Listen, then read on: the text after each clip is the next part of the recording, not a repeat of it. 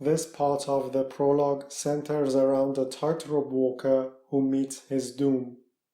Why does Nietzsche choose to write about a tightrope walker, you might ask?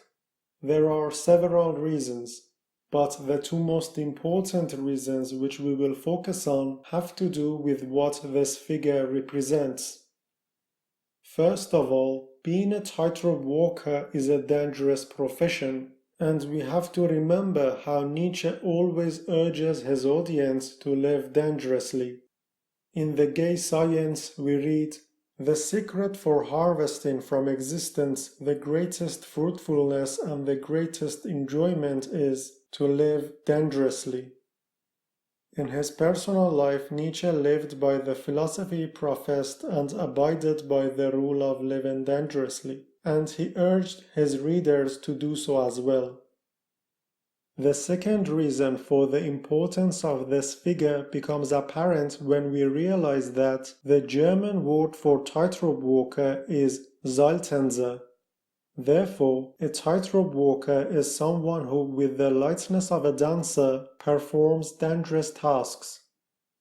In the final part of the book, we read that Zarathustra himself is referred to as a dancer. Zarathustra the dancer, Zarathustra the light one who waves with his wings, the flightworthy, waving to all birds, worthy and ready, a blissful lightweight. Nietzsche never forgot to remind his readers how important it is to dance. We can go back to the early Nietzsche and read why he valued dancing so much. Dionysiac art is based on play with intoxication, with the state of ecstasy. Not only do the festivals of Dionysus forge a bond between human beings, they also reconcile human beings and nature. As they sing and dance, human beings express their membership of a higher, more ideal community. They have forgotten how to walk and speak, yet it is more than this. They feel themselves to have been transformed by magic, and they really have become something different. For Nietzsche, dancing doesn't mean just moving your hips. It means much more. It means justifying and affirming life itself. Now, let's go back to Thus Spoke Zarathustra. In the first paragraph we read, "The tightrope walker had begun his work. He had emerged from a little door and was walking across the rope stretched between two towers, such that it hung suspended over the marketplace and the people." I want you to think metaphorically here. Ask yourselves, what could the two towers represent? Well, if the dancer is supposed to represent someone who affirms life while living dangerously, then the rope represents life's timeline. By the same analogy, one of the towers represents birth and the other represents death. Also, I want you to notice how the tightrope walker, by virtue of living dangerously and dancing, is above the passive people who are in the marketplace. Let's move on.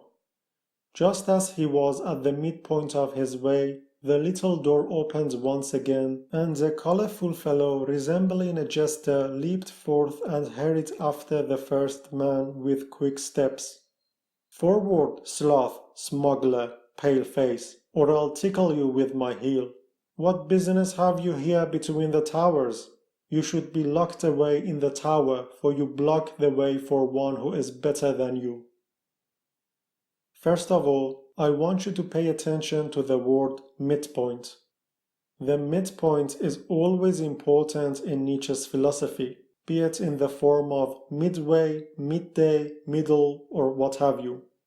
I've already explained this in another video and I don't want to repeat it here, but I just would like to remind you of the bizarre anecdote that was at the end of that video.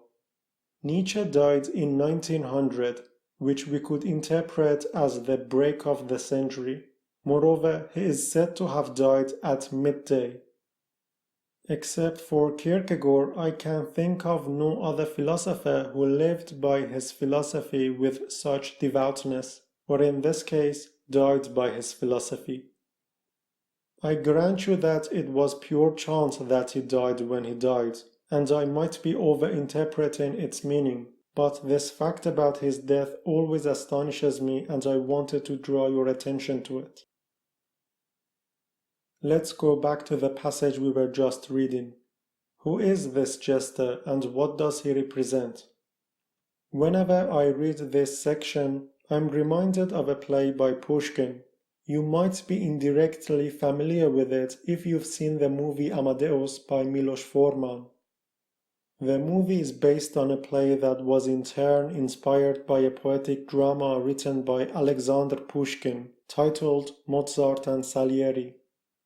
The interaction between the tightrope walker and the jester reminds me of the interaction between Mozart and Salieri as it is portrayed in the play. In Pushkin's Little Tragedy, Salieri is depicted as someone who has given up everything and has devoted all his life to becoming a prominent figure in the musical world.